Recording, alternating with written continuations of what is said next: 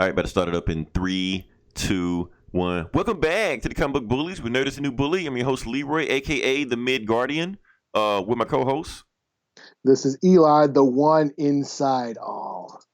Ooh, that's a good one. They're going to steal that. That's right. That's right. All right, so yeah. Every hole. Every hole? Wow.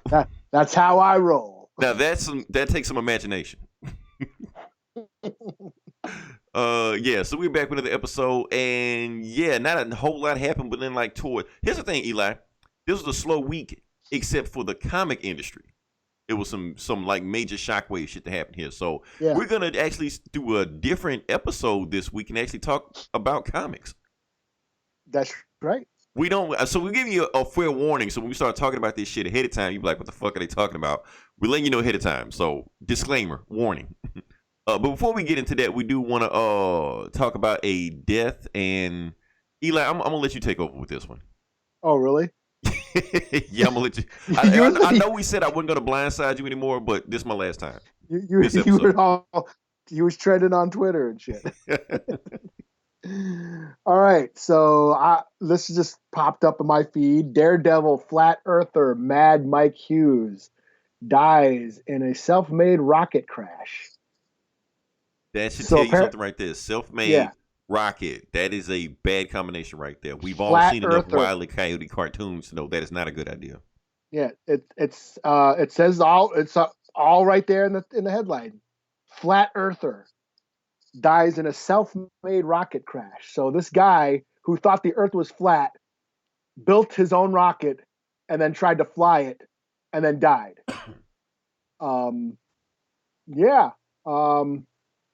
In a world where people who, think the world is flat, dinosaurs are fake, this doesn't surprise me. Eli, natural selection at its finest. That's right. I hate to say it, but that's what happened. Because now let me tell you the whole thing. Like I said, this thing has been trending on Twitter lately because this actually was a whole thing he was doing. Like I said, he built his own rocket, which was a bad idea. I'm pretty sure alcohol was involved some kind of way or some kind of drug to make him do something like this. But he was actually doing a show for the Science Channel. And which also that also kind of irks me as well. That there was the media, like the Science Channel was feeding into this whole garbage. I mean, because they know there's money in it. Yeah, they know there's enough dumbasses out there that believe this shit. So it's sad that that there's this movement of legitimized stupidity, and it's that's what happens when you have access to too much information. Yeah. I mean, that's what happened because you can look online and anything you think might be real, you can find evidence to support it. Yeah. So flat earthers are the same way, and the thing like is, like these the bullied little dwarf kid that everyone thinks is like 50 years old and pretending to be Kaiser Soze, scamming the world and shit. Right. Yeah, it's like just it's just I just sometimes I'm amazed that the universe has gifted human beings with intelligence, and this is what some of them wasted on. Right, stupid shit like this. So, you know what's really fucked up? That crash that this flat earther had, it's on the internet. Oh, so it's like a stuff video. So I saw it. Yeah. I didn't know what I was clicking. I was like, oh shit. So really, they were filming. It was like, it was supposed to. It was a show. They were filming a show. That's the thing. The footage was like they showed the footage, and I was like, and you like, oh shit, they're about to show it. So you want to turn away, but you can't turn away because I'm here now. So you're like, oh, this is fucked up. So the whole thing is online. Knievel do that shit, but he survived. Yeah, he survived, even though his shit looked way worse than this guy's shit. But you saw his shit going. I hate to say it. Remember in Civil War with War Machine going to the fall. It's really fucked up, man. But that's what. Like I said, you build a homemade rocket. What did you expect? So, and not only that, the Flat Earth Society has actually issued an official statement for him. Yes, there are flat earthers all over the globe. And let's see, Guinness World Record holder for longest limousine ramp jump. Oh, I should have read it beforehand. Okay, that's Mad Mike Hughes. Our thoughts and prayers go out to his family in trying times. Hope that Mike has found whatever he was looking for in this crazy world. Godspeed, Michael, you glorious bastard. Yeah, that's the Flat Earth Society giving their condolences. So that's the thing. When you got people believing this stuff that's killing them, it's like we really need to, I don't know. Yeah. Information is dangerous. This is proof right here that too much information is dangerous. Guy's got too much time on his hands. He wants to be famous because he obviously knows it's a bad idea, but he's like, hey, and most people will take that idea. Hey, if I film you making yourself a rocket and I put you on TV to make you famous, will you do it? Most people will do it. Regardless whether they live or not, they'll just do this shit because people just want to be famous just that bad. So yeah, I don't know. Oh yeah, sad shit. Yeah, it's just a sad story all around. Yeah, fuck that guy. Look, I'm more upset that Walona died from Good Times this week. So, oh yeah, rest in peace to her. She was fine as fuck in the 70s. Oh, that being said, can we move on to the box office numbers? Sure. All right, so here we go. We're gonna talk about box office numbers, and Eli, give it to me. What is the number one movie of the week? I heard it's Sonic again. Sonic the Hedgehog. Yep, again. It's already was the highest grossing opening weekend of any video game movie ever, and now it has been number one for the second week. Now the number two one is The Call of the Wild. Now The Call of the Wild, of course, not Birds of Prey. Birds of Prey is number three. We'll talk about that in a second. But Call of the Wild is a Harrison Ford movie with him and a dog. So is it Disney? Did Disney make that? Sort of, kind of. 20th Century Fox, but sounds like something they would. Oh, is it? Oh, well, I guess Disney owns everything, so yes. Or they eventually will. Some people said this movie is really like a Han Solo movie, but it's like when the drugs wore off and you realize you're not in space. You just high as fuck with your dog. Yeah. So. And plus, that's classic literature, and no one knows about that shit anymore. Nobody reads. I actually did read a Call of the Wild comic. Oh, really? Yeah. My dad, he has a shitty imagination. If it was out of realm of reality, he thought it was stupid. He hated science fiction, space shit. Mm-hmm. But he was into nature. He loved Bambi and it's weird. He didn't like Star Wars and any of that shit, but he liked Bambi with talking animals. And I was like, what the fuck? I guess it has to be like completely in a fantastical area. It can't be sort of kind of science fiction. Yeah. So he got me a bunch of comics based on classic literature, like Call of the Wild, White Fang, David Copperfield, Black Beauty. He had me reading all these comics and shit. I read a Moby Dick comic one time too, but I can't remember when I read it. Yeah, I did read Moby Dick too. I read that comic, Moby Dick comic. I was like, just be fair, I read the actual novel also, so people just like, oh, he's just dumb as fuck. Like, I read Moby Dick also, but I remember a comic also. Call me Ishmael, but yeah.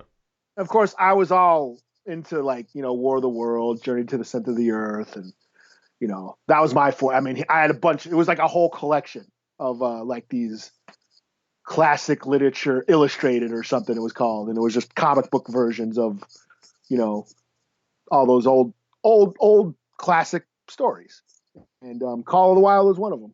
And so about a dog who gets treated like shit.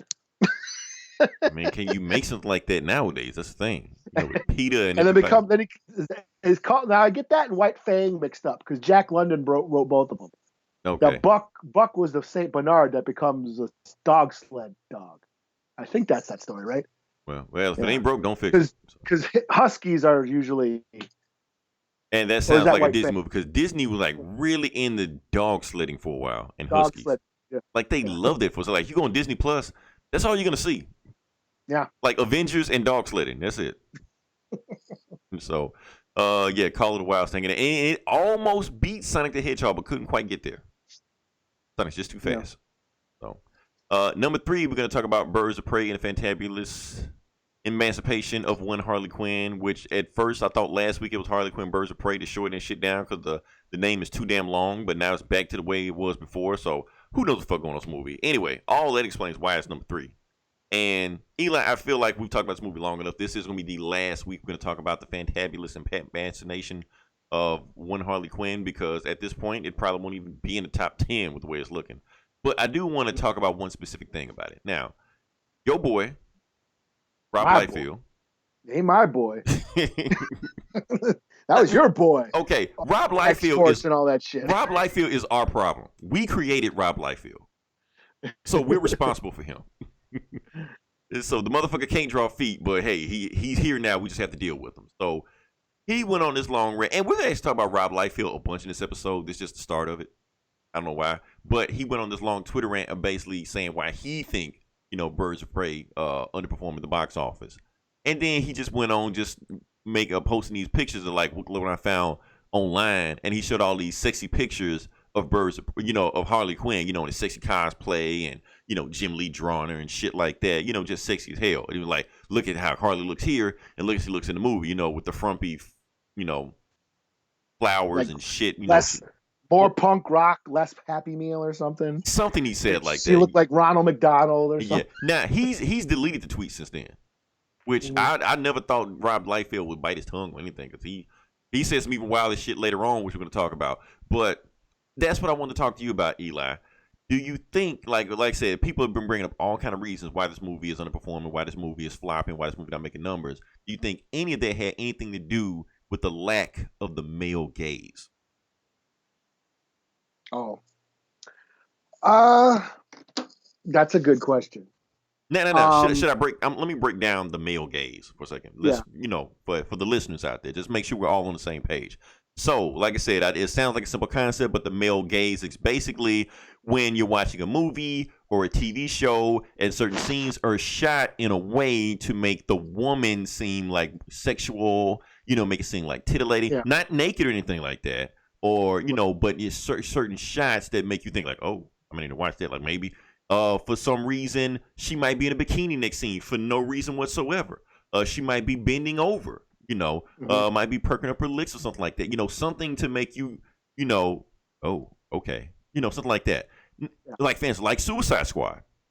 Yeah. Like we saw the trailer. Like even if you've never seen Suicide Squad, the trailer alone had Margot Robbie stripping down to her bra and panties, when switching to a Harley Quinn outfit. Yeah, and everyone's checking her out. There's like a whole scene. They even had some women, like military officers in there, like stopping looking what she was doing.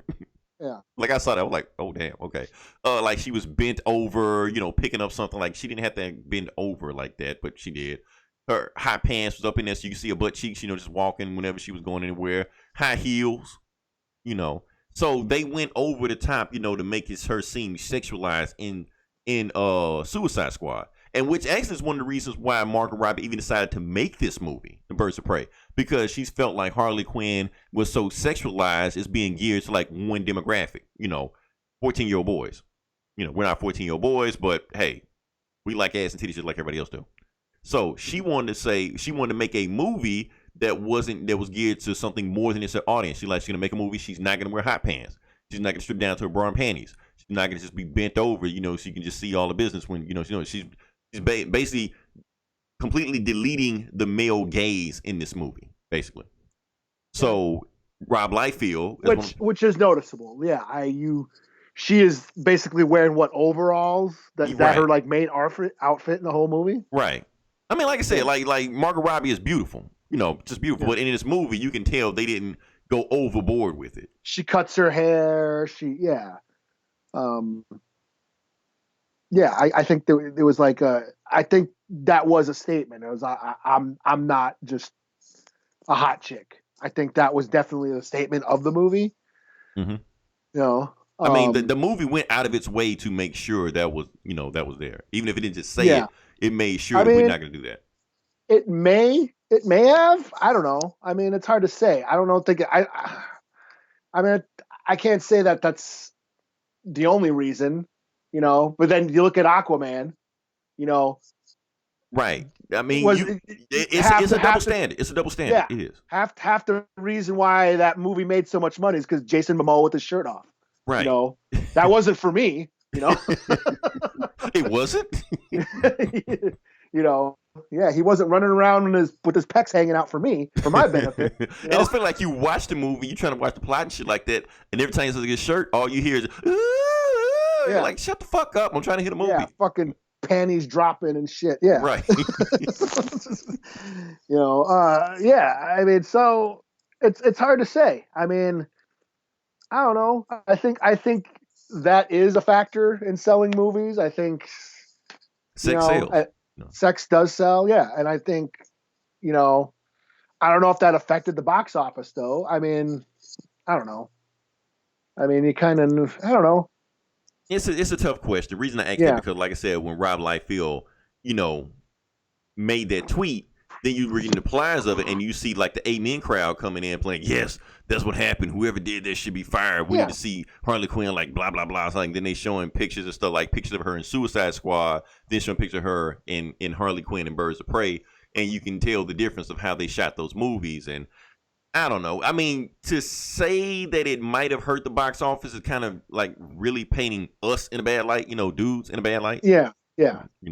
I mean, I was going to see the movie regardless. I mean, because I forced you to, Well, I mean, I was going to see it anyways. I mean, I'm a Batman fan, and it takes place in that universe. I was going to see it, but we liked it. I mean, if you go back and listen to our review, we both love that movie. Yeah. I mean, I almost saw it again this week. And the fact, and it isn't because, of titties and ass cheeks, right. It's just a fun movie.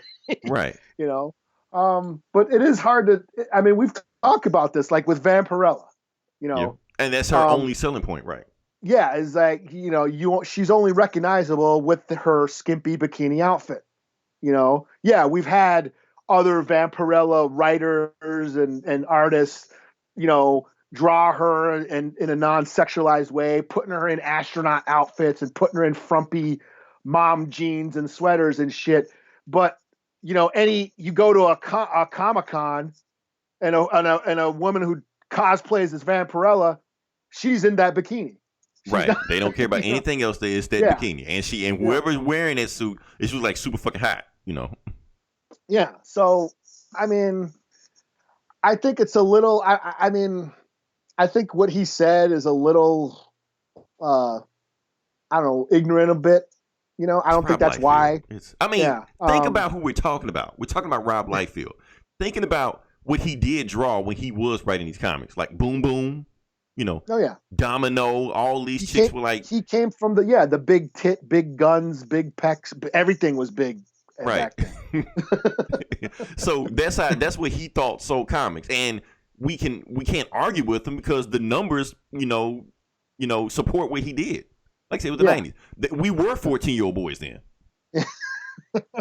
So he knew how to attract 14-year-old boys to read this shit. But yeah, like if you're trying to make a all women's movie, and it's just everybody's just called frumpy and flowers and feathers and shit like that, and nobody's wearing hot pants and high heels, and there's a stripper scene for no reason in this movie.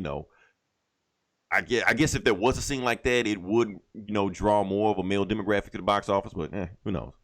Yeah, I mean, what did it? I mean, what did he expect? Barbed wire? I mean, what?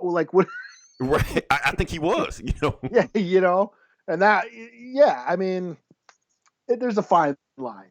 I mean, but at the same time, we just talked about Vampirella, right? Yeah. Wouldn't you almost put Harley Quinn in that same category as far as being a sexualized character, and that's what's popular? Like you said, you go to a Comic-Con and you see Vampirella tits and ass all out, but what character do you see more at a Comic-Con? Yeah, Harley Quinn. Harley, but then Harley's not. A lot of Harley Quinns aren't just in bikinis or her dominatrix outfit.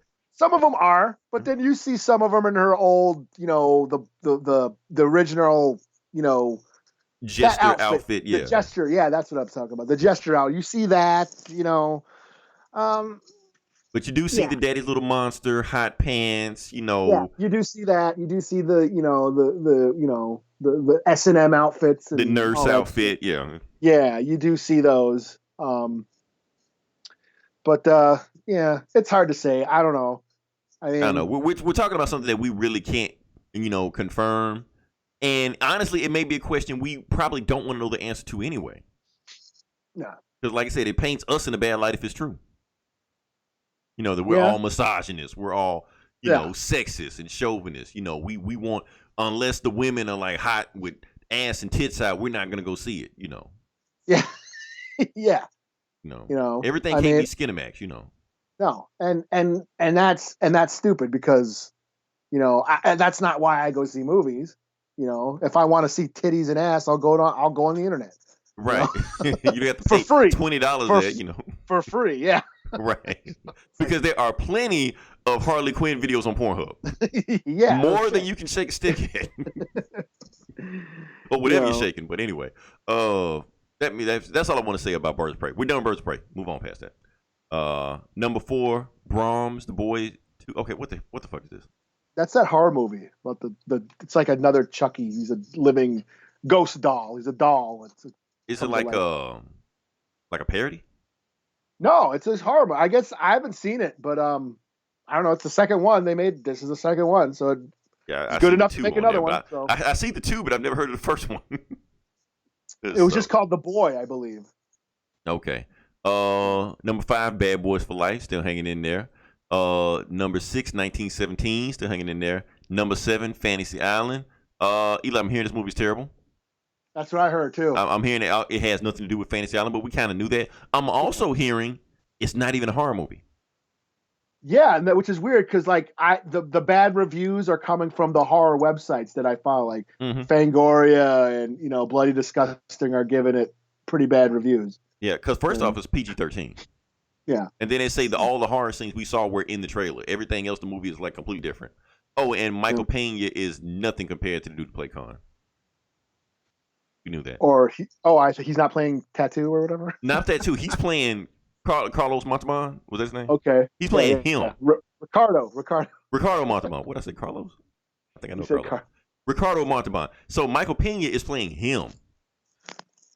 So that's tell you right there, like, no. Playing Tattoo, I think, is like a white woman or something. No shit. We're woke now. So we got Fantasy Island at number 8, Parasite. We got number 9, Jumanji: The Next Level, and number 10, The Photograph. I don't know what that is, but whatever. And yeah, that is the box office. Like I said, we can move on past that. Some other interesting news that came out. Now, what we're gonna talk about? I guess we're gonna talk about Batman, but what part of Batman we're gonna talk about? Let's talk about the Batman. The Batman. Like I said, that's the official name of the movie as far as we can see. And what they did is they released footage of it so far. Really, what they did is they showed Batman riding on not Batman, but actual Batman stunt double, Robert Pattinson stunt double, who actually looks just like Ben Affleck. We'll talk about in a second. But he was riding on a bike and just ride down the street, and that's pretty much it. We got a look of the actual bat suit, like the whole thing. Yeah, you talk about how he just wipes out. Yeah. A lot of people getting a good laugh. I posted it on Facebook. I was being petty. I was like, this is the DCEU in a nutshell. He ride on a bike and he just crashes. Yeah, I was like, what the fuck was that? I was like, is that a stunt? Is that part of the scene? Or did he just like... It looked like he fell. I don't know. I guess we'll see in the movie or something. I don't know. But it looked kind of awkward where he did it. Yeah. It's like, is that Patterson's first time on a motorcycle? Like, this is why he's not Batman. Get us some training wheels or something. I don't know. But yeah, we got to look over the outfit. Little different pieces of it always. He got the collar like in Gotham by Gaslight. He's got like darts on his gauntlet. And I'm guessing maybe he got them from the League of Assassins or the League of Shadows or whatever the fuck the DCU was calling them, because like I said, they never popped up before. The suit must be a Mad Max, or not Mad, the Road Warrior, the second one. Okay, I'll go with that. It was the guy with he had the crossbow on his wrist. Okay, I can picture that. Yeah, because he probably gonna just shoot darts at people. Different. Yeah. I'm cool with it. Yeah. A lot of people not feeling the outfit. I'm okay, but I'm like you, Eli. I remember you complained because you said the outfit was too dark. You want to be a little bit gray in it. And I agree with you. I'm looking at this outfit. I'm like, it don't have that gray in it like I thought. It looks just as dark or black as the Christian Bale or the Michael Keaton one. Yeah. Like a little bit lighter, but for the most part, like the same. And I was like, it needed to be a little bit lighter, to be comic accurate. Like, I feel like it's a missed opportunity, But it'd be cool. There was no cape. Like I said, he's riding a bike. A lot of people are thinking that the cape might be, post processing or what you call it? CGI. CGI, whatever the fuck you want to call it. Or maybe he's just not wearing a cape, because if this is they say this also like from Batman, like this Snyder Run 0 Year or whatever. Pretty much had a similar scene where you almost wearing the same damn outfit, no cape, ride on a dirt bike or whatever. Might be like that. Or like I said, it might be in post production with the CGI, because even when they made the old Nolan movies, he's riding on a bat bike with the cape.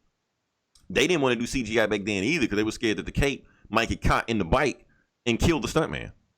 Yeah, it didn't happen, but they was worried that might happen. But like I said, they didn't have convincing CGI like they do nowadays. So now they can do that, put it back in everything. And plus they can have the cape flowing like they want to and shit like that. Because Superman's cape in Man of Steel was like almost 100% CGI. Mm-hmm. You know, sometimes you can tell, but yeah, that's how that was.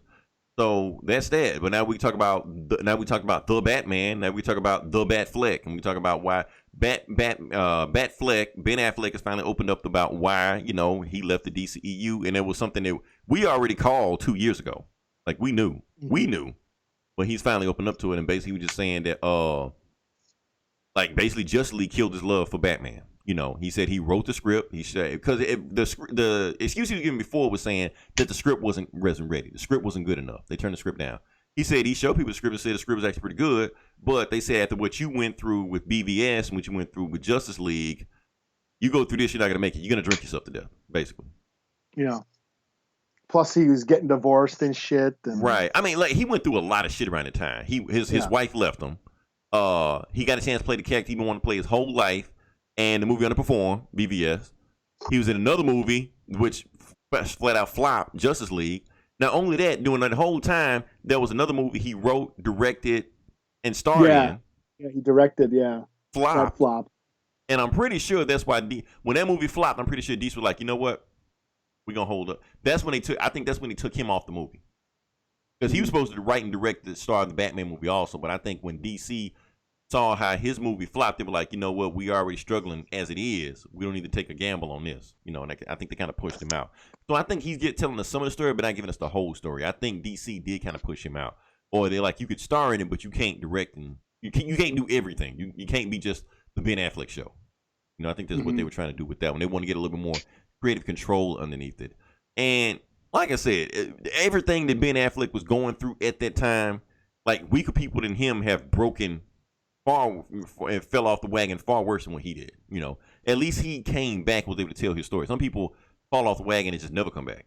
Yeah. You know what's funny? That this was just 4 or 5 years ago. 4 years ago? 5 years ago? Yeah, 4 years ago. Yeah. When was BVS? You know, 4 years ago? Yeah. Yeah. You know, that's like the peak comic book movie hype. You know, and yeah, that shit was everywhere. And how much did Justice League make? Like 700? Not like 600. 600? Yeah. That's considered a flop when nowadays that's probably going to be right around where that, you know, that's going to be realistic numbers now.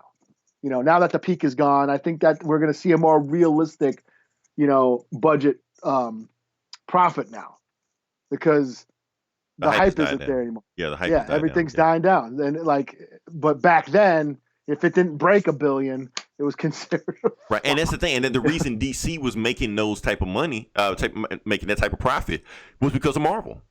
Because Marvel was making so much money, any comic movie around that time was going to make more money than it normally would have made. Yeah, I mean, like Rise of Skywalker made over $1 billion, and that's considered a flop.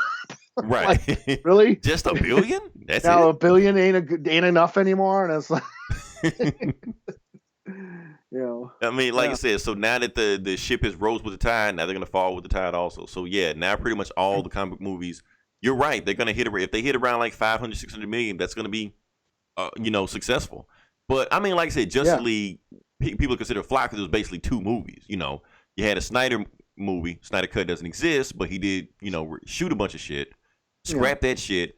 Joss Whedon came back, showed a whole nother movie. So they basically like it's 2 movies with one. That's why it flopped. Which is why, Birds of Prey struggling also. They're probably going to hit around 200 million when they really need to do about like 300 or 400 million to call it a day. Call it a profit. But that's how that is. But like I said, with Ben Affleck, I'm so glad that even though I know all of this is just promotion for his new movie, what is it, The Way Back? Or something like a basketball movie or something?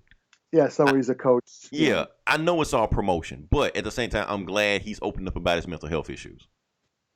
Yeah, because for some reason 2020 is still a taboo subject to talk about when it's something needs to be something that people need to open up about. And the fact that he's doing it, open up about it, saying this would happen with him, this how he's fighting his way back. He's still not there, but he's getting there. I applaud him for it. Like I said, I've said it before. He's my favorite Batman by far. Well, the stunt guy that was with him was my favorite Batman. He's definitely the best part of those movies. Right, that stunt man. Like, he was just moving like way too graceful for Batman with Ben Affleck. Even though I know he had his CGI abs and shit like that, that guy was moving way too graceful. Ben Affleck. You're like, oh wait, you were not just the guy I just saw a second ago. And so yeah, that's my thing with him. So now, can we talk about the comic book shit? Even though we're starting early, we're not gonna talk about the comic books, but we're gonna talk about comic book shit. Oh, we're gonna talk about comic books. Yeah, comic book. That's the thing. We normally try to stay away like any information from the industry, comic book industry, because we know for the most part listeners don't give a shit. You know, they didn't come here to listen. I barely give a shit. Right, that's the thing. So why talk about it? But this was some big news. This was broken by Hollywood Reporter, Deadline. Like, all the big news sites were talking about this. So I feel like it's something we need to talk about and bring it in here. And like, they need to clear up some shit that's actually what's going on. So basically, what's going on right now, and you know what, Eli, I forgot this guy's name just that fast. Even though we just researched before we started recording. DiDio, what's his name? DiDio. Okay. What's his first name? Dan. Don. Dan or Don? Not Don. Dan. Let's get his first name right. Dan. This is why we don't talk about comics on the show. But anyway, let's start. I was thinking of Mike Diodato. No, not Diodato. We like him. No, not that guy. Yeah, he's awesome. He's awesome. Let's talk about him. That would be sad, right? He's fine. But yeah, Dan DiDio. Hopefully we're saying his name right. If we're not, fuck it, who cares? So Dan DiDio has exited DC, and we all know what exited means. We all know what part ways means. He was fired. Let's just put it out there. We there's no official word on it, but we pretty much know this world because he had this big, huge event that he was planning that was getting ready to come out supposedly this year. Then he fired him. I mean, then he exits. He's just like, I don't feel like doing it anymore. I leave. No, something not right about that.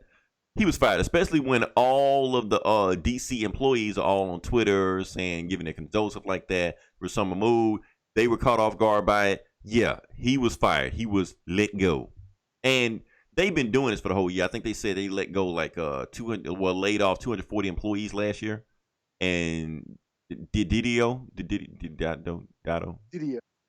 that guy, yeah, he was just like the last piece of the puzzle. So, and here's the thing, Eli, I go on Twitter and like people are just, happy as fuck and jumping for joy this guy's gone. I'm like, when did we hate DiDio? Yeah, I don't know. People are hating him. People are upset. And I mean, okay, he gave us the New 52. And that's what I was saying. I was like, how you going to hate a guy that gave us New 52? They were like, well, that's the reason we hate him. I'm like, Eli, I thought we were on board with the New 52. I was. That's the shit that got me back in the comics. That's the shit that got a lot of people back in the comics. So they trying to say that they hate him for that. Now there's some other reasons also they say they hate him, but that's one reason they hate him. But that was actually a good thing he did. I mean, he took risks. He took chances in the comics. Not everything he did didn't land. But, I still feel good about what he did. I mean, I didn't think that DC was in some terrible shape. I mean, no worse shape than the comic book industry itself. As far as the comic industry, I think DC is carving its way path. But, I didn't think he was doing that bad of a job. Now, there are other things people are complaining about them about. First off, he hates the Teen Titans. All of them. That's why you don't see him in the comics anymore. Or you see him, but they're like very downplayed. Dick Grayson is pretty much got shot in the head. I think you reviewed that book one time, and now he's Rick Grayson. He doesn't even remember being Nightwing anymore. Wally West. Jeff Johns brought him back in New 52, said he's here, and what did they do? As soon as Jeff Johns turns his head, he goes and murders the Teen Titans. Like, okay. And now he's off into space doing some other bullshit. So he hates legacy characters. He hates sidekicks. He hates the Legion of Superheroes, even though Bendis is starting to slowly bring them back. Matter of fact, he was going to kill Nightwing back in Infinite Crisis, like back in the 2000s. Sounds like my kind of guy. So you would like him, but everybody else hates him. But yeah, he really, really, really wanted to just kill Nightwing. If you read the book, Nightwing gets like really fucked up in that book. You're like, there's no way Nightwing saved this shit. Then like the next issue, something like that, he's in the hospital. It's gonna be slow, but he'll make it back. Like no, he was supposed to survive this shit. He had like a building fall on him for shit.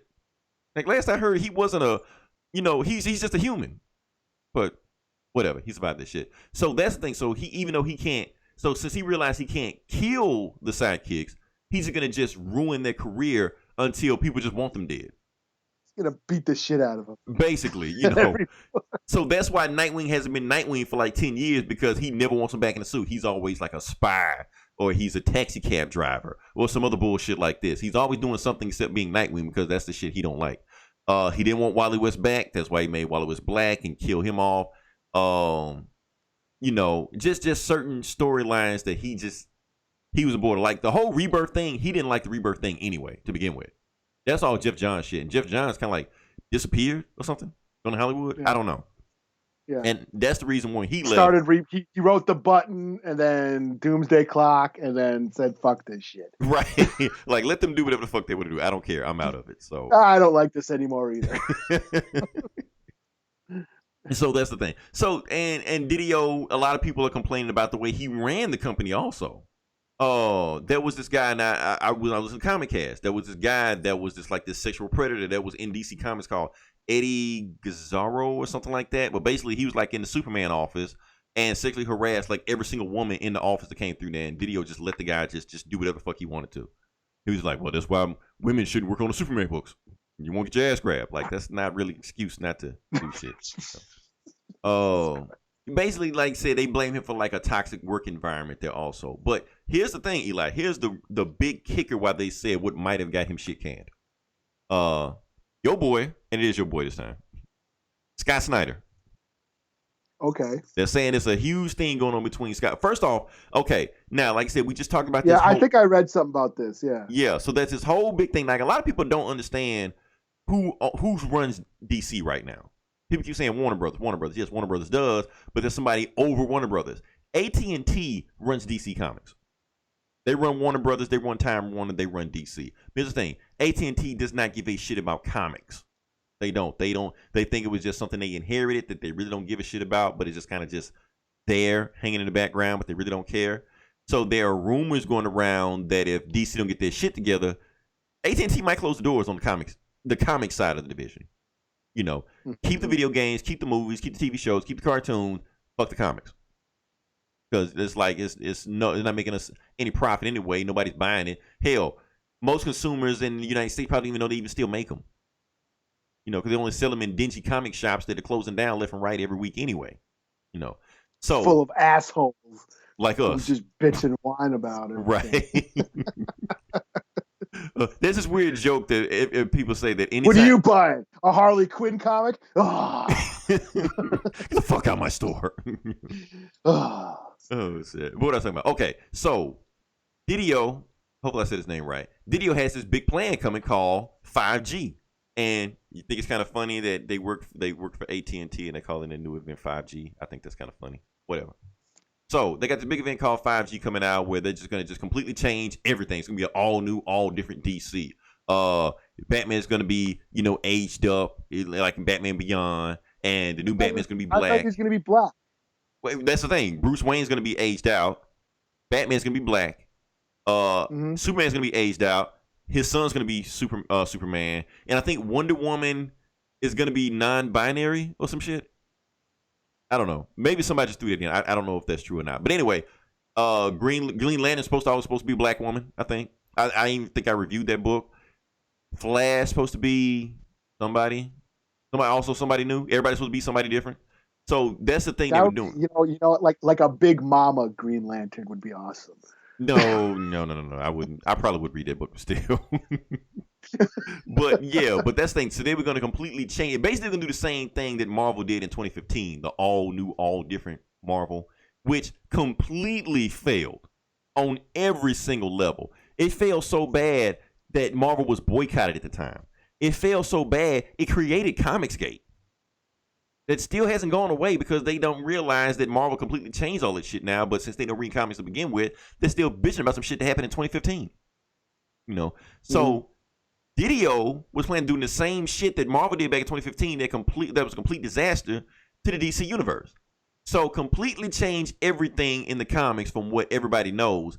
Meanwhile, in the movies and the TV shows and the comic books and the cartoons and the video games, keep everything else the same. So you got people watching this new Batman movie with Robin Pattinson. Hey, I want to read Batman. They go to the store, pick up a comic book. Why the fuck is he black? They're confused as fuck. So Scott Snyder tried to fight him on this. Well, not physically put hands on him or, fist fight him and shit like that. But, try to go over his head with editorial to try to, I bet you Greg Capullo could have took him, though. Greg Capullo would have whooped his ass. I've seen the guns on that guy. He could whoop his ass. I met that dude. Yeah, that dude's swole as fuck. Oh, shit. So that's the thing. So Scott Snyder is like, no, you're fucking up with whatever you're doing here. And I think he tried to block him on, we had Dark Knight Metal, right? Scott Snyder tried to, I think DiDio tried to block the sequel to Metal, Death Metal or whatever it's called. DiDio tried to block that. So Snyder went over DiDio's head, to try to get him to stop with this 5G bullshit, to get his book out there. And basically, I guess it came down to a point where it's either Snyder or DiDio, and DiDio's gone. So what does that mean for 5G? We don't know, because we already know Generation Zero is still on the way, where Wally West and Dr. Manhattan is combined to do something. I don't know. Sounds weird as fuck, but I don't know. But I guess they're still playing for that shit. And you know what? And the whole thing is that people have gotten people in panic mode. People are, pointing doomsday scenarios to this, because it's not just the fact of just DiDio got fired. We don't know who's going to replace him. We don't know if, because it was basically like him and Jim Lee were like, Starsky and Hutch, or, Bush and Sundance or some shit like that. So maybe Jim Lee will be the main publisher, or maybe I'm even hearing some rumors that Jim Lee is next. He's about Jim Lee's going to be fired? Maybe. It's a possibility also. And so, I mean, they just might be cleaning house, because I'm hearing all kind of crazy rumors about that. Like, if you read the Hollywood Reporter rumor, what they're trying to do is actually clean house with all comic book writers, like all of them. Like, even if they keep the comics, get rid of the comic writers. Bring in the guys that write the TV shows and the movies, and bring them in to write the comics. That way you can have like a whole cohesive synergy with this. That way everything will be all connected.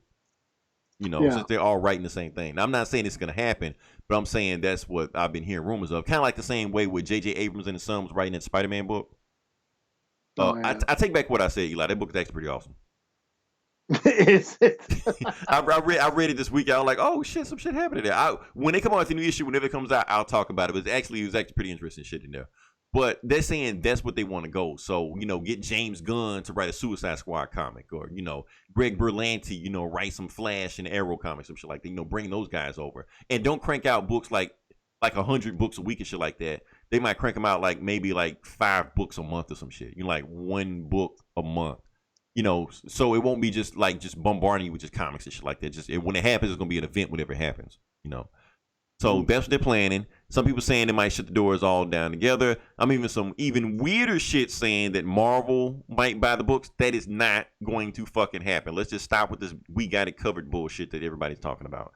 Marvel is not gonna buy DC Comics. Why? Because Marvel is struggling with the fucking comics also. Why would they bring on more of that shit on there?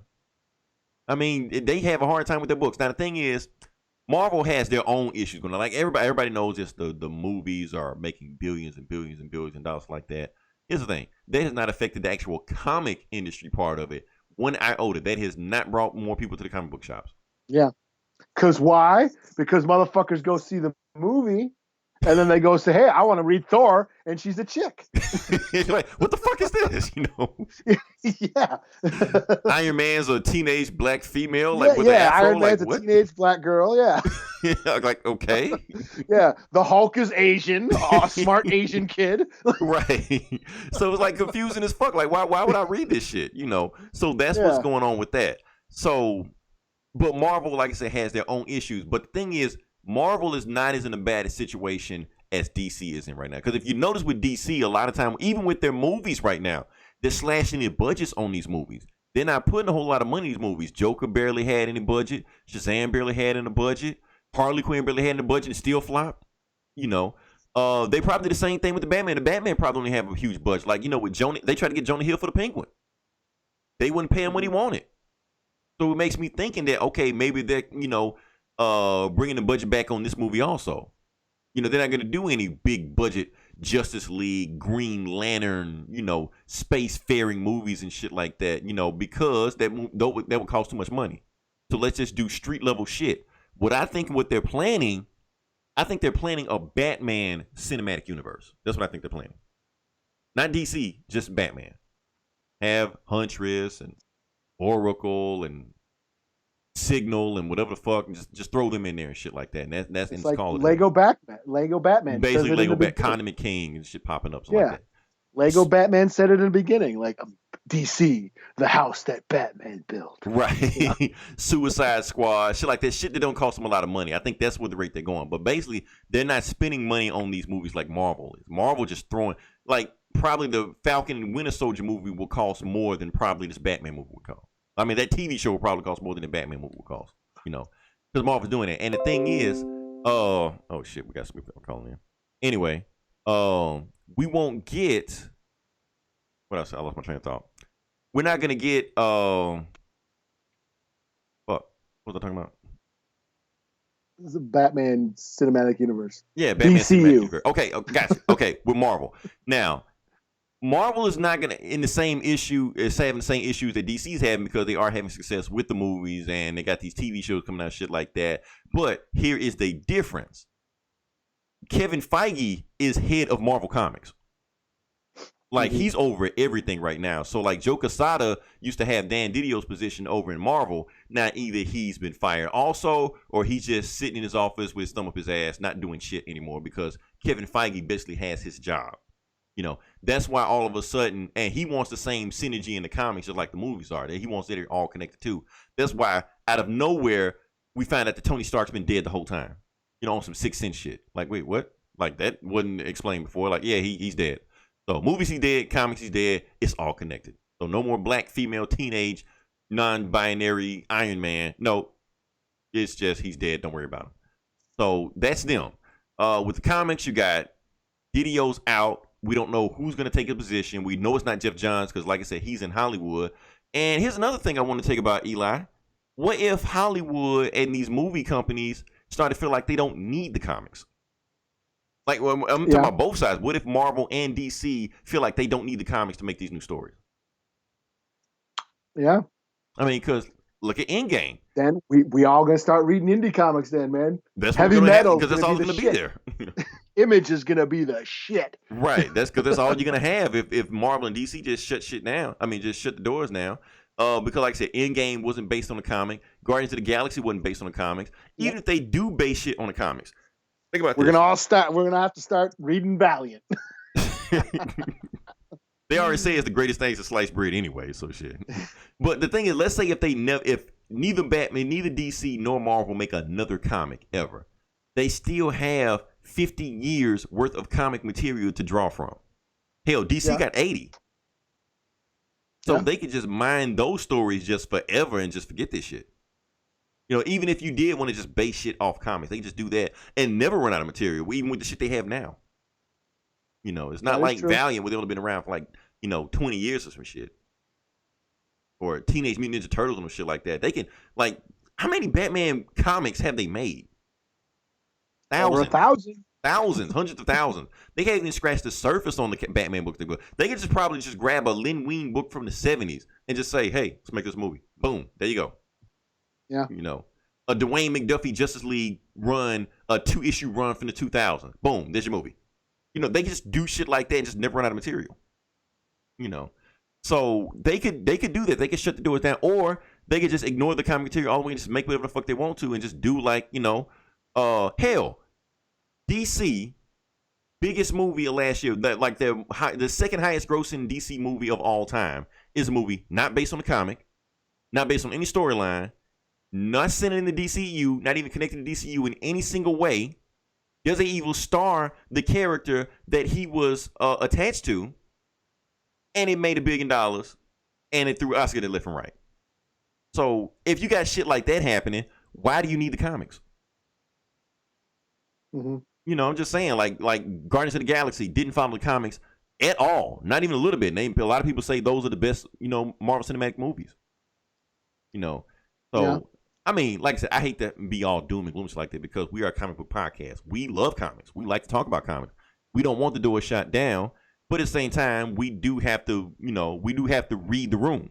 We have to read the terrain and see what the fuck's going on. You know, when you got CEO, you got co-publishers getting fired left and right and shit like that. And you got AT&T companies that don't really see the value of comics. Comic shops shutting down left and right. The industry is going down every year, as far as sales. Something's got to shake. Something's not right. They can't keep doing the same shit they've been doing. Yeah. And this ain't going to pick up. Like we said, the movie's peaked. Right. That's the thing. The movie's peaked. Right. So that popularity has we've plateaued. Right. So comics ain't getting any more popular than they were ever going to get. Hell, it's video game movies now. That's the new hotness. Comic book movies are the old and busted. So that's where everything's going. But yeah, like I said, we want to see this shit keep going, but I don't know. AT&T doesn't see the value of it because, like I said, all they see is zero. All they see is the bottom line. And they're looking at comics and it's just like, okay, well, you're not really doing anything for us. You're not keeping up with like all these other companies. Yeah, Kevin Feige sees Marvel as his test bed or the R&D department for Hollywood, but DC don't look at it like that. AT&T don't look at it like that. They got their movies. They got Warner Brothers' whole movie library and TV library and shit like that. They got Looney Tunes and all this stuff like that. They can still keep Batman. They can still keep making Batman material, Superman material, but they don't have to keep making comics. So, yeah. I don't know. Sad day. I feel like I brought the mood down. Why is that more sad than the flat earther getting killed? I don't know. Oh, shit. Can we move on past that? Sure. Okay. I guess we're talking about the video game section. Shit. I bought NBA 2K. That was about it. Okay, I do want to say one thing about these new video games I'm buying. Eli, when's the last time you bought a video game? Shit. I don't know. Probably one of the Mortal Kombat games for like cheap. Let me ask you this. Are you noticing a trend where every time there's a loading screen pop up, you see an ad for something? No. Okay, I'm starting to see that now. I bought NBA 2K, and I'm getting back in Street Fighter 5, to start playing it. And I'm seeing ads popping up on there like, oh, buy this, buy that, buy the DLC. I'm like, well, I didn't pay for commercials. I already paid for the game. Why am I getting commercials? No, I don't see that. No, it's a new thing. People are saying it's like that in Call of Duty also. So that's like the new thing where they're shoving advertisement down your throat. It's like that. I think that's like very annoying. So I don't know. That's all I'm gonna talk about that. Let me say we move on to the actual next part of the podcast. Sure. Okay. So like I said, this is the comic books where we talk about this comic book bullies where we talk about the comic books. And this week we had a whole bunch of books drop. Eli read a whole bunch of indie shit. I didn't read a whole bunch of shit, but I did read some. And I guess I'm going to start off with the X Minute, even though I only read one X book. And I'm pretty sure this is probably going to be the biggest book of the week. And it was Wolverine. Mm-hmm. Now, why is Wolverine having a new book is a big deal? Because it's Wolverine. Because the last book he had, like the actual book the real Wolverine had, was back in 2013? That was the Death of Wolverine or some shit? Yeah, he died. Yeah, he died. Yeah, and it was and people bought those books left and right, thinking they were going to actually do something. Those books are worthless now. Thank you, speculators. Yeah, I already sold mine. Right. Well, you did a good job. Sell that shit before. Another reason the comic industry is dying because it's fucking speculators. But so Wolverine is back with his first solo issue. So this isn't X-23 in Wolverine outfit. This isn't Old Man Logan. This is actually Wolverine. So he's here. So let's see how the book starts off. So basically how the book goes is the book starts off basically two books. It's really two books. That's the thing. Like it was an expensive book too. This book was $8. Yeah, it was. It was an $8 book. So yeah, it was two books, two stories. The first story was Wolverine waking up in Alaska. He's bleeding all over the place. His chest bursted open. His meat like off his bones. Somebody's got fucked up, and he's looking at the X-Force. And the X-Force are all dead, and he realized he's the one that did it. He like, oh, what the fuck happened? Yeah. So we cut back, 4 days earlier? And something like that. Yeah, something like that. And Emma Frost is taking the kid, and she gets word from Bishop, and Bishop is finding out that they're getting whole shipments stolen from them, of their drugs. Somebody's stealing the drugs from them, they don't know who's doing it. So Wolverine gets word from it, and he's like, okay, some of the X-Force, I want them on site now. We know they're in Russia, but the thing is, Russia is not part of the whole Krakoa Treaty. So they're not allowed in Russia. So they got to get gateway, to send them over there. So they know exactly where they kind of pin down where the drugs might be taken. So they go to this church And it's these church of these mutant worshipers. They worship mutants, and they think they're nice at first, but actually they don't only worship mutants. They think if they drink their blood or bite from them, that they get the superpowers. Oh, and they took all the Krakoan drugs also. So they drink the Krakoan drugs. They get super strong. Fight the X-Men, thinking if they kill them, they get even stronger. But they end up dying from the drugs because the drugs were bad. Wolverine tracks where they bought the drugs from to this, like, what would you call the Russian mafia? The Bratva? Something like that. Something like that. Let's call them that. It's probably I probably said it wrong, but let's call them that. So he finds them, finds out that he gets sent the head of the main, the main pastor of the church, like that, said, y'all sold this guy some bad drugs. What the hell's going on? He's like, well, okay, so we made this deal with this lady called the Pale Lady. That's what she called herself. But she was asking too high of a price. So we decided to cut corners and go to Sokovia and just sell Sokovian dirt, thinking they wouldn't know the difference, So, but we realized that she's crazy also because the guy takes off his sunglasses. One of his eyes has been burnt out. It's like, she made me do this. She made me take a lighter to my eye, burn my own eye out. That's why we got these sack of dampeners so she can't do that shit to us again. So it's not you we're scared of, it's her we're scared of. And then also in the CIA is also in the trailer. There's also some dude named Bannister or something like that, Hawaiian shirt CIA agent. Pretty sure he'll show up later on. But we cut to the end, and Wolverine. We don't know how Wolverine got here, but he's in Alaska, and the X-Force is chopped up because he chopped them up. He's walking through the woods. He sees footprints. Follow the footprints. He thinks he sealed the Pale Lady, but he doesn't know if he sealed the Pale Lady, and she dies. No, I'm sorry, she didn't die.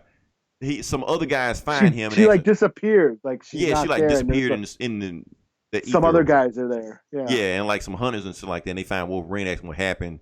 He don't know. He don't know who he is. I know he know who he is, but he's like he didn't realize what happened to him because obviously, if you put the piece together, the Pale Lady controlled him to kill the X-Men or X-Force or whatever.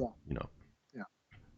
Even though it doesn't really matter because they can resurrect them anyway. But they're not really dead. They're just going to grow them again. They can just grow them again. But Wolverine has this whole thing about, like, even though you bring them back, the trauma stays with them and some shit, Yeah. So, whatever. So that's the first story. Like I said, this is a big-ass book. This is almost a damn graphic novel. Now, the second story is about Wolverine trying to stop Omega Red from walking through the Krakoan gates. Because like I said, Krakoa is welcome for all mutants. That's the tagline on there. So even evil villain like Omega Red, Wolverine is getting ready to chop his ass up. He's like, I'm going to give you 3 seconds to walk back through that portal. And Omega's like, I'm not leaving. And then Magneto just puts a stop to the shit, like just grab, like magnetically freezes Wolverine. He's like, Wolverine, you're not doing shit. Matter of fact, you see he's fucked up. You see Omega Red is fucked up. He got blood all over him. That's his own blood. So how about you go find out what happened to him? So make yourself useful. And just throws Wolverine through the portal. Wolverine goes to the portal. He looks in the he finds this car. Over the car, just a bunch of just dead bodies in here. Like, okay, Omega Red must have did this shit. So he goes back and tries to interrogate Omega Red. And Omega Red basically tells him, no, I didn't do this shit. Somebody else is worse than me out there doing this shit and blaming me for it. Matter of fact, why don't you go to France and figure this shit out? So Wolverine gets the first clue. Goes to France. Sees this beautiful lady outside selling flowers and shit like that. He tries, hit on her, pick her, like, why don't we get out of here and go do blah, blah, blah. She's like, nah, I'm working. I got to do something. So he goes into the bar. He drinks some shit, and then he realized that he's surrounded by fucking vampires. And they drugged him, and he passed out. When he wakes up, he's upside down, hanging, and they stick like a pipe in his neck to make his blood drain out so they can drink it, And Wolverine's pissed at himself. He realized the reason he's pissed at himself because he's been hanging in Krakoa so long, his senses have been dull because he's just been chilling for so long. Their sense ain't as sharp as it used to be because if that was happening before, they never would have got the drop on him. So anyway, the beautiful flower girl outside turns out to be a vampire slayer. She just started chopping it. She just got this UAV light that just blows everybody away. Wolverine chops a bunch of people, and she realized they're on the same side. They need to work together. So they go to this monastery, and she say? She worked with the night watch, the night guard, or something. Something like that, yeah. Something like that. They go downstairs. They go down to the bottom, and they get attacked by vampires again. Wolverine try to fight so many of them off, but Louise, who the beautiful flower girl, she gets captured, and the vampires are like, all we want to do is just drink your blood, and then we'll leave. We'll let her go. So Wolverine's like, okay, bring it on. So Wolverine still try to fight some of them off, but the most of them like drink his blood and they fly off. But he can't turn into a vampire because Wolverine, he's got the healing factor. He's got built-in, white blood cells and enzymes that can block that shit from turning. So we cut to the end. Omega Red walks back to the portal, back to where he was before, and he sees Dracula, the head of the vampire. Dracula is in sunlight. He's a daywalker now. Why? Because when they took Wolverine's blood and brought it to Dracula. So he's a daywalker now. He used to walk through the daytime. He gives Omega Red some kind of enzyme or some kind of something that basically like quells his bloodlust. But he also has a detonator in it and basically tells Omega Red, you work for me now. So what I want you to do, you go back to Krakoa and do whatever they tell you to do, but you really work for me. And boom, that's how the book ends. So yeah, two lengthy ass stories. Yeah. There was some shit about how Wolverine's blood, there's attributes of Wolverine's blood that acts like a vampire virus and shit. And yeah, because it's a cure-all. Yeah. Which I'm pretty sure, didn't they say something about like the drugs they're selling got Wolverine's blood in them or something like that? Something, yeah. Or maybe I'm just making shit up. I don't know. It sounds like the vampires want Wolverine's blood so they can get a healing factor or some shit. Right. Well, I mean, they already have one, but basically they basically like really be immortal, like complete all their their stuff. Like walk during the day, Right. And like I said, we don't review a lot of Marvel here, but the thing is, vampires in Marvel, like as of now, 2020, they're a big thing. Mainly because Blade is back. They're trying to push Blade. Mm-hmm. So you got to have Blade kill somebody. So vampires are back too.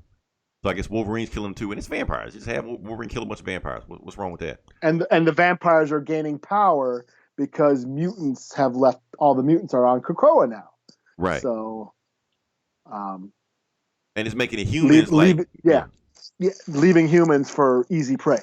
Right, because the mutants are just protecting themselves. Now they're not really too worried about anything else that's going on, like human problems. So yeah.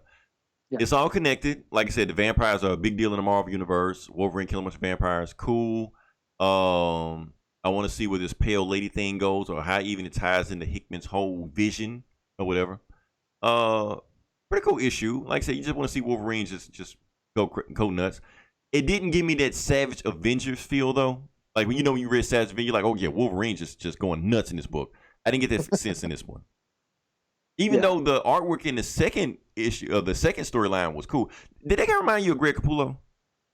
The art? Kind of, yeah. Yeah, not saying it was, but I was looking at it, I'm like, I can picture Capullo drawing the same shit, and you wouldn't even tell the difference. So I thought it was pretty good. I liked it. Yeah, it was really gritty and violent. I did like it. Yeah, so I actually liked him better than Kubert. I always thought Kubert was overrated anyway. Not Romita level, but, deal. Overall, I'm gonna give it a 4 out of 5. It was cool. It was a lengthy story, so I appreciate that. I feel like I did get my $8 worth out of it. But it's Wolverine. You expect to see some cut loose shit that you don't get from a standard X-Men book, and it really wasn't that. And matter of fact, it was pretty much felt like an X-Force book until like the very end.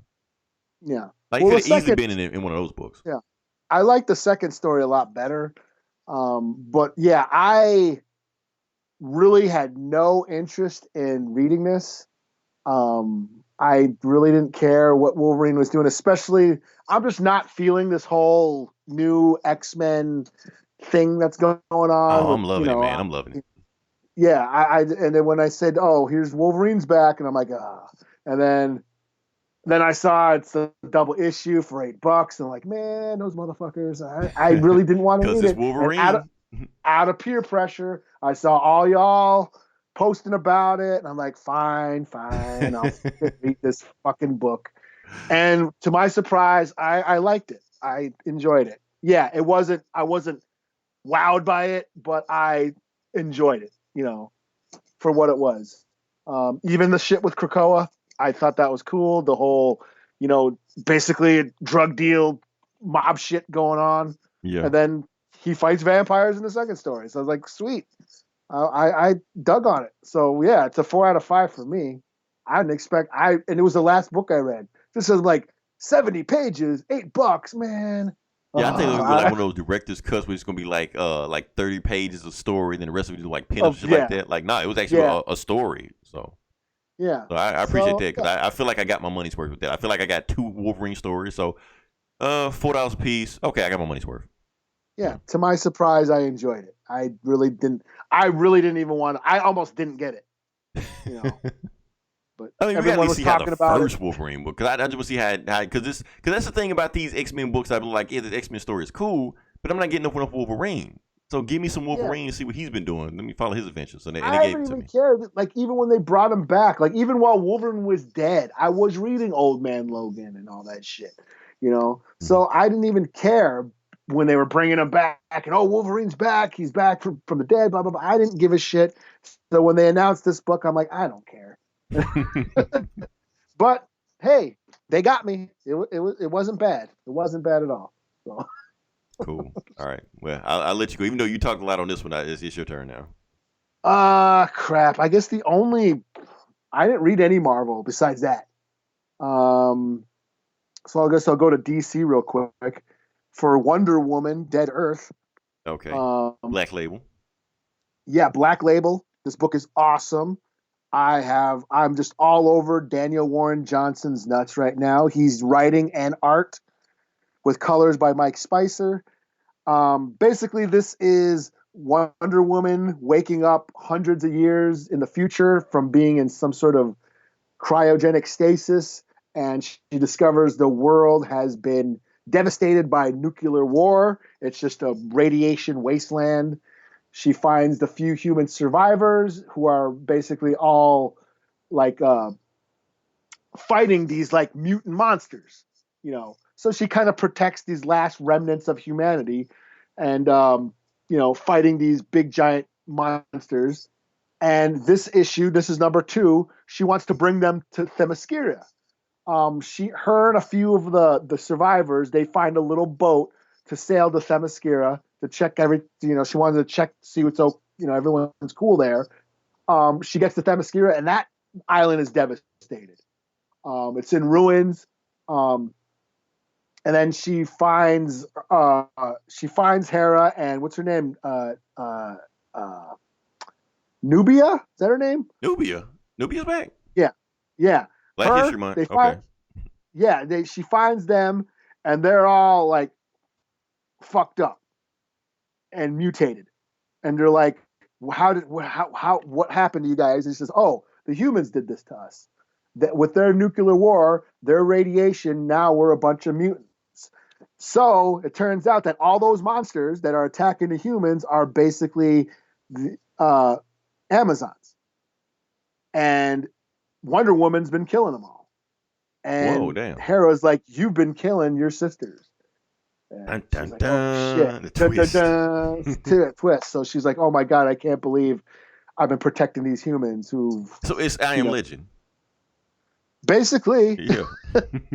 So that's number 2. Like she's like, oh shit, I swore to protect these humans, but now I can't now. And book is awesome. I love Daniel Warren Johnson's art. He has such gritty, kinetic action. A lot of energy and movement. But then his facial expressions are there. You can see so much emotion in the faces. So this is a 5 out of 5 for me. I'm digging this. It's a Black Label book. It's violent, and the bigger canvas to work on, the art really stands out. So yeah, digging this. Wonder Woman, Dead Earth. Check it. Cool. Okay. So the next book I have is Batman 89. Oh, you gonna do that? Okay. Yeah, I mean, I'm gonna do that. I was confused as fuck. Like people keep saying Batman 89. I'm thinking they're talking about the Michael Keaton movie. Like what the hell, y'all? Okay, but anyway, basically how the book starts off, we're in Mercy Hospital in Gotham. Penguin gets dropped off. His throat is bleeding because he got it slit by Deathstroke. He's telling the guy that, okay, I'm gonna pay you $100,000 if you call this number and you patch me up. If you don't do it, I'm gonna have my guys kill you. How is he gonna have his guys killed after he's dead? I don't know, but whatever. And it was like, and Batman just dropped me off and drove off. Like, so where's Batman? What do you think he is? He's working. And we cut to the next panel and we see Batman chasing down Gunsmith. That one of those D-list assassins, whatever like that. He's like he bat roped his bike and he's just dragging on the ground to his bike, throws a batarang at him, gun explodes in him, beats the shit out of him. He's done. Big deal. And Batman's really like, okay, I'm working too hard to fight these D-listers. I need to be proactive on a situation like this. So I need to be in front of this. Matter of fact, I already know where the next guy is going. So I'm going to just head over there now. So while Batman's headed over there, we cut to the graveyard and when we see Harley Quinn and Catwoman fighting off these gravediggers, just beating the shit out of them and shit like that. And Harley Quinn is telling, Catwoman that Joker body in the ground is not the Joker. She's like, yeah, I kind of figured it out. Yeah, that guy used to work for the Joker. Matter of fact, he used to walk Bud and Lou for me. My pet hyenas. Cool guy, but he's kind of crazy. But, to work for us, he's kind of got to be. So they beat the shit out of those guys. And then they get jumped by Merlin and Cheshire, who has a Band-Aid on her, by getting hit by a fucking truck, And Harley Quinn and Catwoman just beat the shit out of them. So, yeah, that's them. Cut back to Batman, because Batman already knows who's the next target on his list, on the D-list bad guys list. And he got to fight Dr. Teeth, Mr. Teeth, something. That guy. Oh, that guy. Yeah, he already knew he was going to try to kill the Riddler. So, and he already know where the Riddler was the whole time. He's been letting the Riddler just chill up there for a while. But he's like, no, I'm going to go pay the Riddler a visit. So he goes up there, finds Mr. Teeth, breaks his arm, breaks his leg, beats the shit out of him. I'm like, damn, Batman. Okay. But then he realized that the Riddler's not even there. He was like, okay, something's not here. But he realized his terminal is still on. Like, okay, this is weird. So he turns on the terminal and he sees Riddler, butt naked, talking to the designer. The designer is like the big bad of the story, or so we to believe. And while he sees the Riddler making hand motions where the designer can't see it, but it's towards the camera where he can see it. So he's basically giving Batman a clue. So while he's doing that, Batman calls up Lucius. He like, tell you what, Riddler has been sitting up here and got the schematics of every single person in Gotham. So I'm going to download this to the back computer so you can have it too. Like, okay, cool. And release the drones to go get the rest of the D-list supervillains. And he's like, don't call them the drones. Call them, what do you call them? The Bat Swarm or some shit? I forgot. Something like that. So anyway, he sends drones and they go pick up Deathstroke. Boom, that's it. Harley Quinn and Catwoman show up, but they were looking for Batman. Catwoman was looking for Riddler. She's like, Riddler, where the hell you at? I came here looking for you. And then she sees Batman. She's like, oh, hi, honey. Like, wasn't expecting Batman to be there because she been trying to avoid him the whole night. Batman's like, okay, Catwoman, you got a lot of explaining to do. First off, who is this guy on this computer terminal? You're like, that's the designer. Another thing, I'm sorry.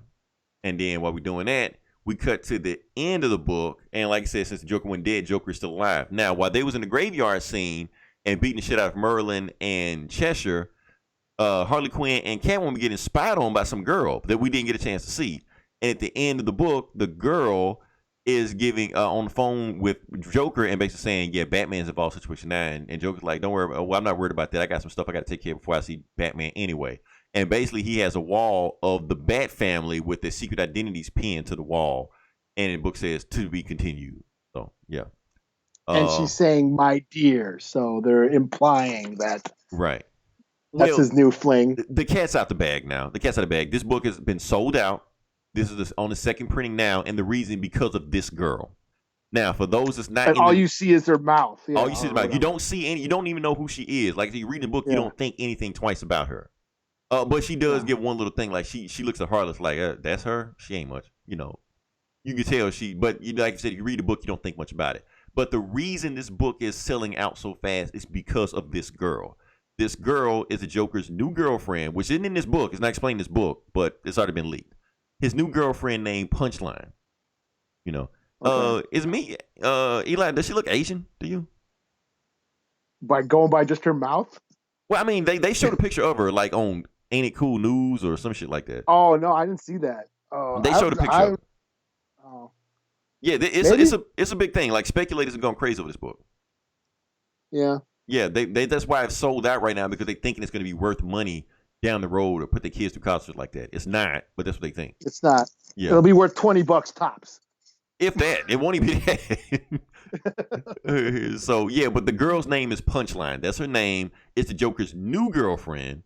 She has this kind of like a kabuki theater look to her. That's what I got from it. Yeah. Okay. Like I said, I just briefly looked at it. I was thinking more of like a mime, but then maybe I'm just thinking of mime and marionette from you can say that. You can say that, but like I said, that's new girlfriend name is Punchline. Doomsday Clock. Yeah. I'm pretty sure it's gonna be a showdown between her and Harley. That's when the ex versus the new girl. So yeah, but that's why this book has been selling out left and right because Tinian has made this new character. We don't know what's gonna happen with her, but I guess we'll see. I guess the next book is when we'll actually get a full feature of her.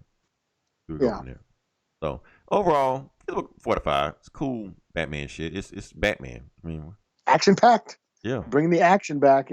And that's the thing, like this Tinian books, like they've been nothing but action. Like I said, Batman's hunting down all these D-list assassins, so he is going to be action left and right with these guys, and he's like brutal with these guys. I would expect him to break the dude's arm and leg. Why didn't he punch his teeth out? That's what I didn't understand. Or just that fight with on the motorcycle at the beginning where he's fighting that was pretty the guy cool. with the Yeah, guns and shit. I fought real soldiers. You not one. Yeah. They punched the dude in the nose. I'm like, damn. Yeah. I thought that was dope. Yeah. So. All right. Yeah. All right. So since we're on DC, should I do this Aquaman? I guess. Yeah. Go for it. Not much happens other than Mira gives birth. I mean, that's kind of a big deal, you know. Yeah, they have a baby. I've dropped off the Aquaman book for a while. Ever since I only stayed with the new writer. What's her name? Kelly Sue DeConnick. Kelly Sue DeConnick. Yeah, I think she should write Captain Marvel. Yeah, I only stayed with the because I just Arthur got amnesia and all this shit, and I just wasn't feeling it. So I kind of dropped off after a while. And so I don't really know what's been going on. All I know is that Mira is queen. I don't think Arthur's been back to Atlantis yet because I think he was banned from Atlantis or whatever. But that was like even before she took on the book. Because I remember that from Justice League. Dead. I think they thought he was dead because he had amnesia, and I haven't been following, so I'm not sure what was happening. But I think you read Drowned Earth, didn't you? I did, yeah. Okay, because he supposedly died in Drowned Earth. Yeah, and but he was, because that's right, because that whole they reset everything, and he had amnesia. That's all I remember, and I think they just thought he was dead. So yeah, like the Justice League made a statue for him and everything, but he just had amnesia. That's all. Yeah. So I don't know what's been going on, but basically what happened before this issue is Black Manta came and Mira used her aquakinesis to fuck him up, and then she collapsed and went into a coma. And the issue is basically them just Arthur brings her back to Atlantis to take her to the medical facility and induces labor while she's in a coma, so she's fucked up. And at the end of the book, they're like, here, it was an emergency. We had to bring her out, and it's a little baby girl, Aqua baby, little aqua baby girl, yeah. And that's basically all that happens. Now, here's the thing. I do want to bring this up, like I said, it's a comic book podcast, but that's actually one of the most important Aquaman stories back in the 60s with Aqua Baby. Okay. Black Manta killed Aqua Baby as a baby. Oh, I did not know that. It was a really fucked up story. Yeah. The 60s, huh? In the 60s, yes. That's when they killed. There was a story. Black Manta killed Aqua Baby, and that's why Mira and Aquaman got a divorce because basically you lose a child. They couldn't be in the same room. They blamed each other for what happened. But it was a really, really dark story back for Aquaman back in the 60s, back before Super Friends. But yeah, all I want to say. Yeah.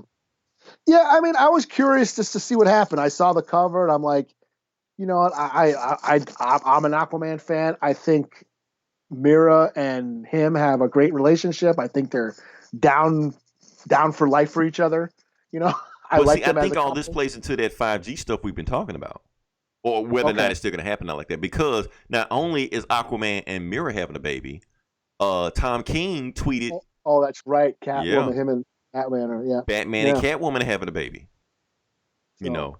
And that's one thing we didn't talk about earlier. That also, like we talked about in the '60s with Aqua Baby, also pre-crisis, Batman and Catwoman had a baby also, which grew up to be the Huntress.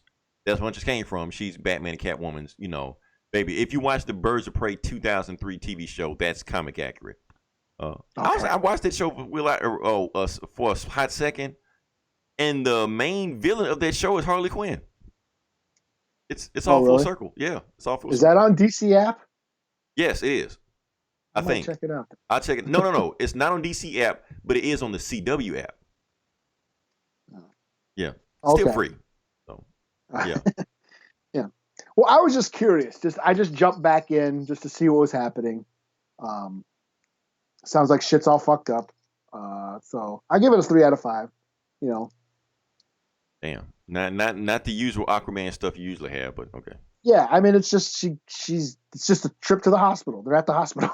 I mean, they're dealing with stuff like Mirko's there. And like they're dealing with like they see Aquaman. They're like, what the fuck? Why is he here? And Queen Mira needs medical help. And blah blah blah blah. There's a little bit of static happens, but in the end, it's just them going to the hospital. Her giving birth. Cool. Oh, just let you know, I'm done. I have nothing left. Oh, really? Yeah, you didn't do you're not doing Unkillables or whatever? No, I was gonna let you do that. Why? Why am I doing that? Didn't you read it? That fucking Wolverine book was like $8. You didn't read it? No. Oh man, I only got this book because I thought you were gonna get it. I was going to, but I was like, Wolverine is $8. Okay, so basically, this is Deathstroke going around and killing zombies, man. I mean, I saw now. Let me ask you this: is this book like parallel in the same time frame as the first series? I believe so. Okay, that's what I said. I heard it wasn't really like a sequel, but it was like a side story. Like, okay, we saw what the heroes were doing. This book is showing what the villains were doing at the time. Yeah. So it starts out. Deathstroke goes to some like Nazi skinheads hideout, only they're all zombies. So he the beginning of this book is just awesome. It's just Deathstroke killing Nazi skinhead zombies. Nice. Then we go to the Wayne Manor and Jason Todd is finding out that everyone's dead. Damn. So he finds like Nightwing's body and shit. Yeah, he finds all their bodies and shit. He buries them. He finds Ace, the dog's still alive and fine, but he buries Batman. And what I thought was funny is he does like this makeshift tombstone. Yeah. For Batman, it says Bruce Wayne, father, mentor, bastard. Oh, Batman. So that was real. I didn't know that was. I saw a meme in it. I was like, I didn't know that was a real thing. Yeah, I posted it. I thought it was hilarious. So then he jumps in the Batmobile. He takes off. He has the brother eye kind of look around for who are the Bat family that still got pulses, and that leads him to Ravager. He finds Ravager. They go off to sit. Oh no, Ravager's what's her face. So Ravager's found by what's his name? Deathstroke finds Ravager. And they fly off. Oh yeah, he's in a helicopter, picks her up with a helicopter, but then Zombie Man Bat shows up and they fight. Zombie Man Bat, okay. Yeah, and then they go to an island, way out somewhere that was like basically hide from humans. So where no phone signal could get to, and it's basically Vandal and a bunch of villains are there. Vandal Savage, Solomon Grundy, Cheetah's there, Captain Cold, Lady Shiva, Bane, Deadshot, and the Creeper. They're all just chilling on this island, and they're like, okay, we got this world full of zombies and shit. Then we go back to fucking what's his name? Not Dick. Jason Todd? Jason. Yeah. Jason. And he finds Orphan, or she's Batgirl, and they find Gordon, and they're fighting zombies. Harvey gets bit, and basically it's Orphan, Jason Todd, and Harvey or Gordon in in the Batmobile, and they take off. They find Joker's dead body. They put Joker's dead body, nail him to the front end of the Batmobile, and then drive out of Gotham. Wow. Yeah. And then what happened? Oh, they go to they go to Bloodhaven and they find a bunch of orphans. That's what happens. Okay, cool. And they're like, so there's a bunch of kids at the orphanage, and they almost kill them. Like, what the fuck? Because they roll up on the set with Joker on the fucking hood of the Batmobile. So this was great. It was a lot of fun. This is basically Walking Dead with superheroes. Okay. A lot of action, a lot of gore. I liked it a lot better than the last story arc, because I thought the last story arc was just okay, but this was actually brutal and shit. A lot of action. I mean, because it's villain, so it's funny to watch it. Yeah, Yeah, so I get a 4.5 out of 5. I totally thought you were going to read this. I'll be on the next one. I dropped the ball this time. I'll be on the next one. Yeah. Yeah. So other than that, I read a bunch of indie shit. I read Bitterroot, the new Bitterroot #6, which was awesome. Bitterroot's that horror book about the black family in Harlem back in the 1920s who fight demons. These demons called Jinyu that are sort of created out of hatred. Racism sort of gives birth to hate, and which creates these demons, and they possess people. They feed off of hatred and fear, and this family fights them, kind of like Evil Dead in a way. You know, they get possessed and they fight them. This one kind of picks off with the last story arc. Cullen, one of the family members, is like caught in purgatory. Ma Eda is the patriarch. She's like the grandma. She's into herbs and knows how to make potions and shit. She's working on cures. We have the one guy. What was his name? The doctor and Miss Nightingale. The ones they were the ones that survived the 1921 Tulsa bombing. Oh damn! Okay. You know? And now they're possessed by this new demon that feeds off of trauma and pain.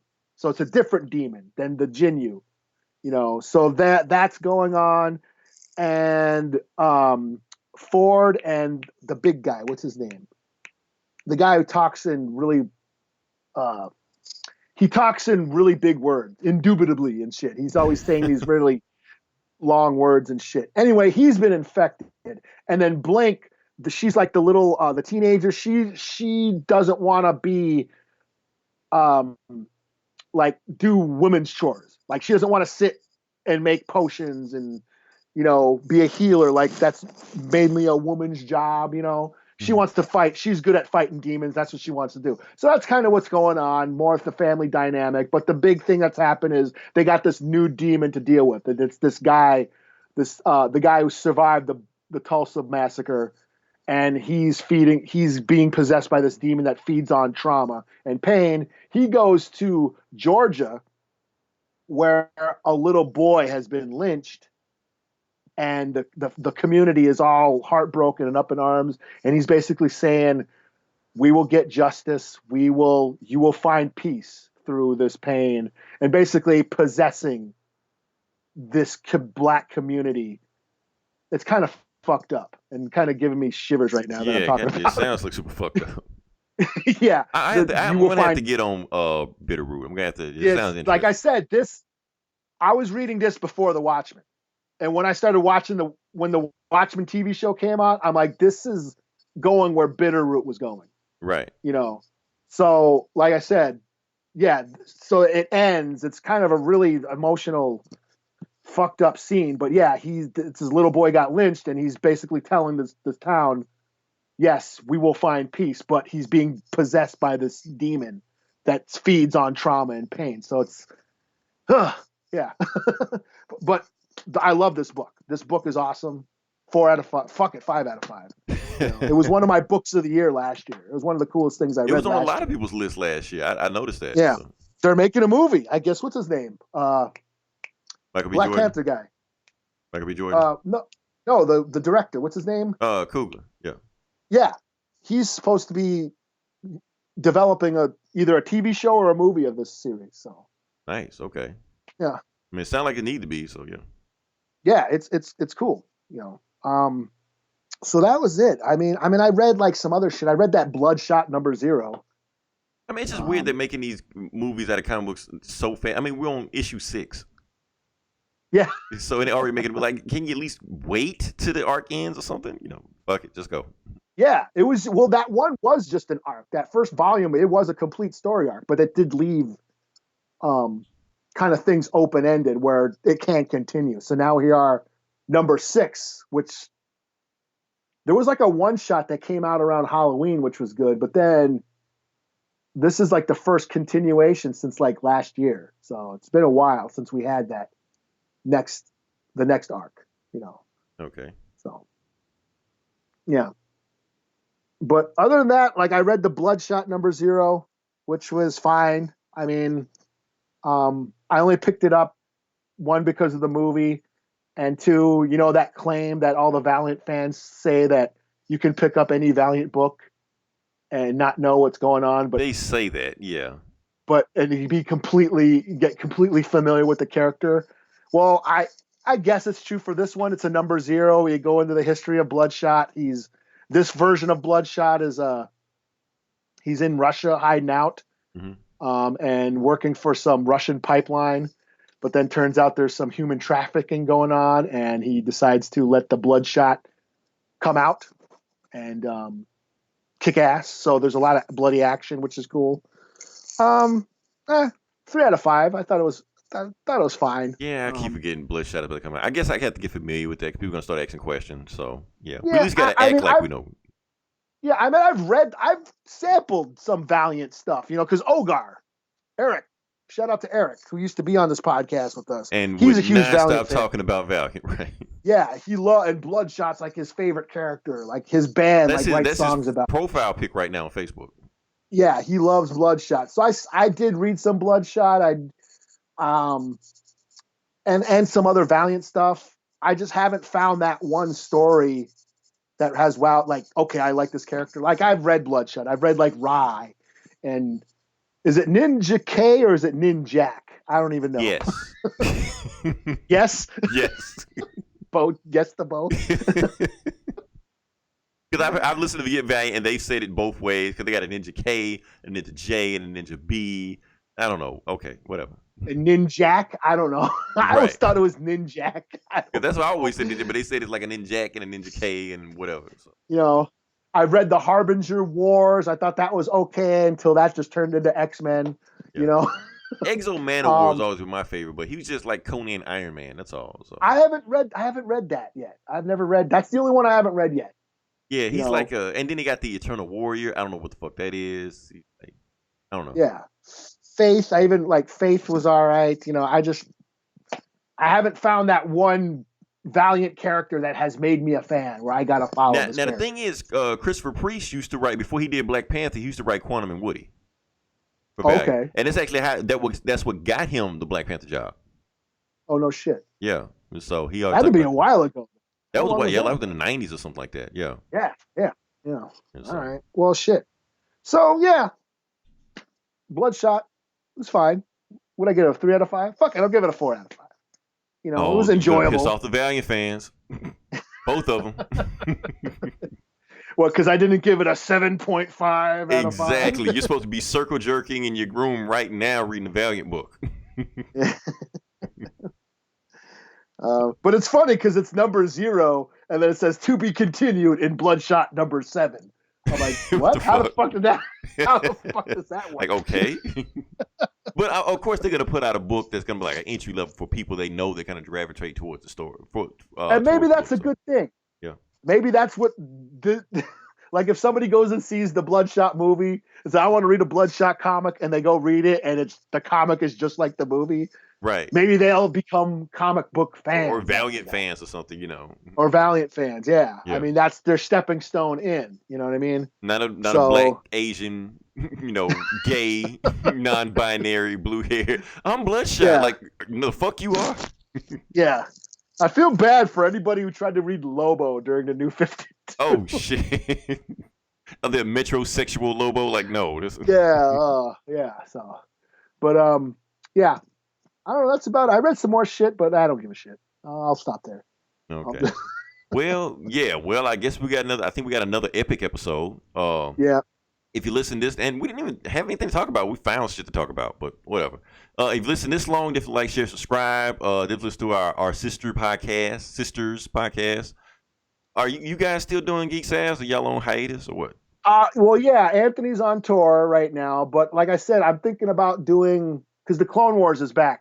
Mm-hmm. So I'm thinking about doing an episode, reviewing each episode every week, just for something, just to keep Geek Savs going, Okay. Because I'm the only one who really watches it out of my crew, who's including familiar me, with the shit. I don't. Yeah, that's why I said I know you weren't going to watch it, and I figured, gives me a chance to, talk about that shit. Hell, I canceled Disney Plus. I'll get it back sooner or later. So I might do that. I'm actually, and I'll keep them short. I mean, I'm not going to go on an hour on every episode. I'll do like 20, 30-minute episodes just to, refamiliarize the saga and all that shit. So Cool. The podcast we got a Comic Cast. Definitely listen to them. They can read the same books we did, but I want to hear what they have to say to see if it varies from our opinion. Definitely listen to not Hoodoo TV. Yeah, Hoodoo TV. Listen to them. Bad Idea. There's a new podcast called Bad Idea. I said I wasn't gonna talk about it, so there it is. Bad Idea. Let's do it. This is Instruments of Destruction. This Geeks and Comics. I think that's it. If we lose one and get more, so I don't know. If I miss it, fuck it, whatever. Oh, and Get Valiant. Listen to them. Get Valiant. That being said, this is Leroy. This is Eli. We'll talk to you guys next week. Same bullet time, same bullet channel.